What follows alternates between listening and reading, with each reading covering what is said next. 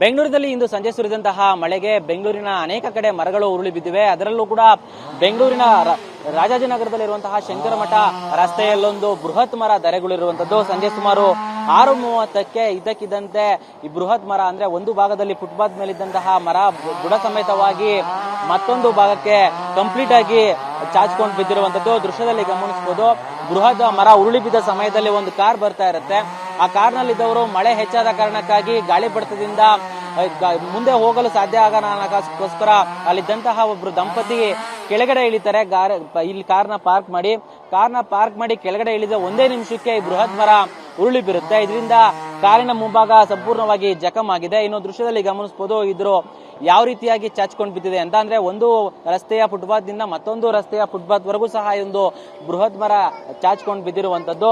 ಅದೃಷ್ಟವಶಾತ್ ಈ ರಸ್ತೆಯಲ್ಲಿ ಯಾವಾಗ್ಲೂ ಕೂಡ ಟ್ರಾಫಿಕ್ ಜಾಮ್ ಇರುತ್ತೆ, ಹೆಚ್ಚು ವಾಹನಗಳ ಸಂಚಾರವಿರುತ್ತೆ. ಆದ್ರೆ ಇವತ್ತು ಸಂಜೆ ಬಿದ್ದಂತಹ ಮರದ ವೇಳೆಯಲ್ಲಿ ಯಾವುದೇ ರೀತಿಯಂತಹ ವಾಹನಗಳು ಈ ರಸ್ತೆಯಲ್ಲಿ ಅದರಲ್ಲೂ ಸಹ ಈ ಜಾಗದಲ್ಲಿ ಇರಲಿಲ್ಲ. ಹೀಗಾಗಿ ಅದೃಷ್ಟವಶಾತ್ ಯಾವುದೇ ರೀತಿಯಂತಹ ಪ್ರಾಣಹಾನಿ ಸಂಭವಿಸಿಲ್ಲ.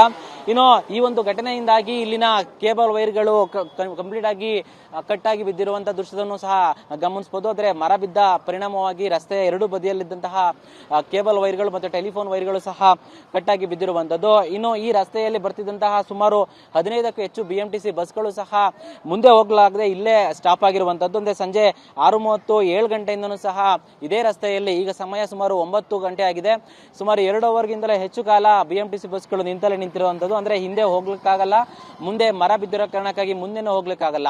ಸದ್ಯಕ್ಕೆ ಬೇರೆ ವಾಹನಗಳನ್ನೆಲ್ಲವನ್ನು ಸಹ ಇಲ್ಲಿ ಸಂಚಾರಿ ಪೊಲೀಸರು ತೆರವು ಮಾಡಿದ್ದಾರೆ. ಆದ್ರೆ BMTC ಬಸ್ಗಳು ಹಿಂದೆ ಮತ್ತೆ ಮುಂದೆ ಹೋಗಕ್ಕಾಗದೆ ಇಲ್ಲೇ ಸ್ಟ್ರಕ್ ಆಗಿರುವಂತದ್ದು. BMTC ನ ಸಿಬ್ಬಂದಿ ಕೂಡ ಇಲ್ಲೇ ಓಡಾಡ್ತಿರುವಂತಹ ದೃಶ್ಯಗಳು ಸಹ ಸಾಮಾನ್ಯವಾಗಿರುವಂತದ್ದು. ಅಂದ್ರೆ ಇನ್ನೂ ಕೂಡ ಸುಮಾರು 1 ಗಂಟೆಗಳ ಹೆಚ್ಚು ಸಮಯ ಮರವನ್ನ ತೆರವು ಮಾಡೋದಕ್ಕೆ ಸಮಯ ಬೇಕಾಗುತ್ತೆ. ಸದ್ಯಕ್ಕೆ ಒಂದ್ ಸೈಡ್ ಅಲ್ಲಿ ಕಂಪ್ಲೀಟ್ ಆಗಿ ಮರವನ್ನ ತೆರವು ಮಾಡುವ ಕಾರ್ಯವನ್ನ ಮಾಡ್ತಾ ಇದ್ದಾರೆ. ಯಾಕಂತ ಹೇಳಿದ್ರೆ ಅಟ್ಲೀಸ್ಟ್ BMTC ಬಸ್ಗಳು ಮುಂದಕ್ಕೆ ಹೋದ್ರೆ ಒಂದಷ್ಟು ಈ ಒಂದು ರಸ್ತೆ ಕಂಪ್ಲೀಟ್ ಆಗಿ ಸಂಚಾರಕ್ಕೆ ಮುಕ್ತವಾಗುತ್ತೆ ಅನ್ನೋ ಕಾರಣಕ್ಕಾಗಿ.